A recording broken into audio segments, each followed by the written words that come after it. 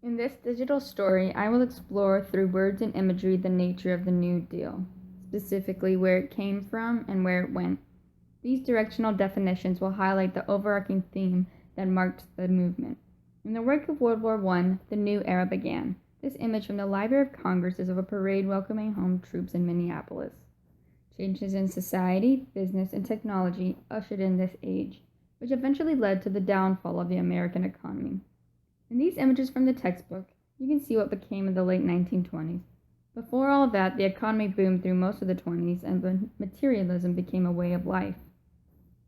In an interview for the Federal Writers Project in the primary documents, Charles Fusco said, "I only have one son, and believe me, I am glad. I can't buy him the things he needs. Where would I get off if I had a large family? That's something I don't believe in. One or two is plenty for any family. The large families of years ago knew how to take care of themselves. They didn't live so ritzy, and they were satisfied with the little they got." This is a good juxtaposition of how things had been for so long before what they had become in America after the Great War. The textbook describes the late 19th century as having a booming economy with growth going into non-consumer goods, such as steel factories and rails, telephone and electric networks. And by World War I, these industries became an integral part of the country and created mass markets.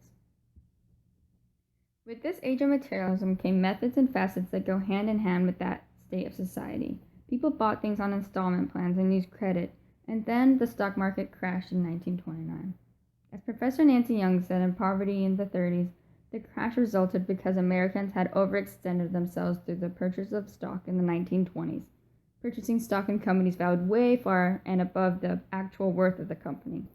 Once investors became nervous that they were paying too much for the stocks they were purchasing, they began selling.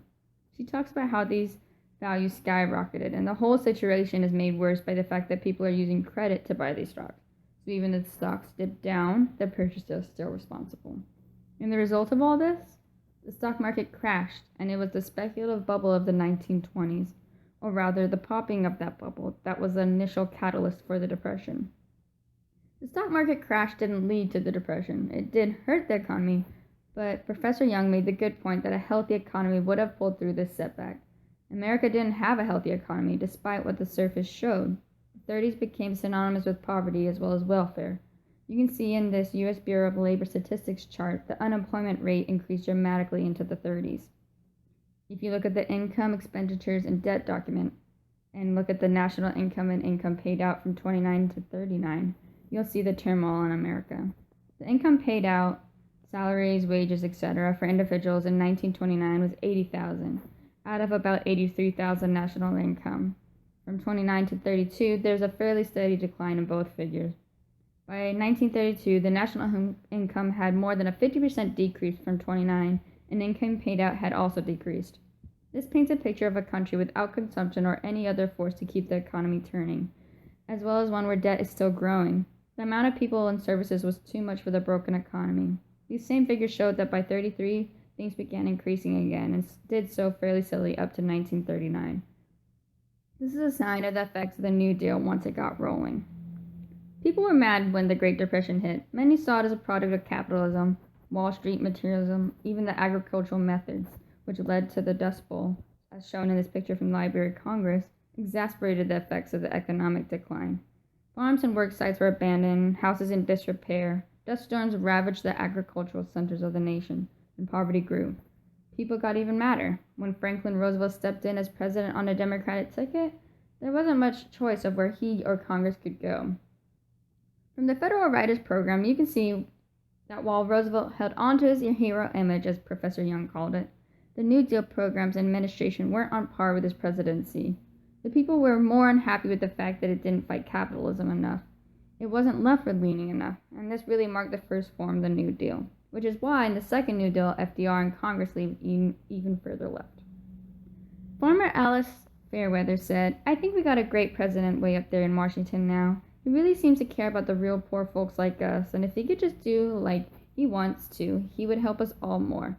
Some people gets mad because they don't get all they think they belong to have, and they blame Mr. Roosevelt. But it ain't his fault. He can't see all over the country."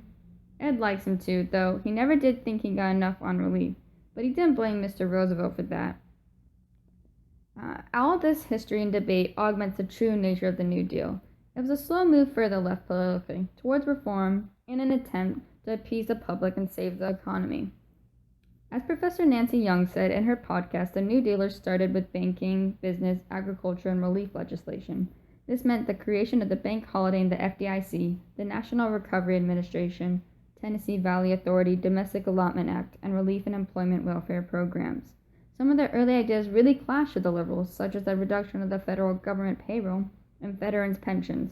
Others, such as the Tennessee Valley Authority, gave electricity made from dams to people in the southeast, and that clashed with capitalists and private corporation. The electricity from the government was much cheaper than the corporations' prices. They created many agencies as well as bills. The Agricultural Relief Bill, which paid farmers to produce less, pushed the Williams Cotton Company into writing a telegram to a senator saying, "The authority and powers proposed to be invested in the Secretary of Agriculture give him virtual life and death and whimsical control over the commodity and a large percentage of the industrial fabric of this country. Even the president himself should not be clothed with this arrogant power." And there were people like M.O. Bond who were angered by the tax on hogs or pork under the domestic allotment plan. It will eventually revert to the farmer paying the bill. You cannot legislate from the pockets of one class and put it in the pockets of another class and meet with any success. These are all good examples of the juggling that FDR and Congress knew from the get-go they had to deal with, balance of pragmatically fixing the economy while also providing for relief. This latter aspect came even more into play in the Second New Deal. The focus of protecting capitalism faded a bit in the Second New Deal. Roosevelt and his administration worked to install more welfare agencies. They set up Social Security. They saw the poor and elderly, disadvantaged as a whole, as a responsibility. In fact, Social Security would have been much more liberal in its original form. The Social Security system that was enacted was but a pale shadow of what had been proposed, said Professor Young.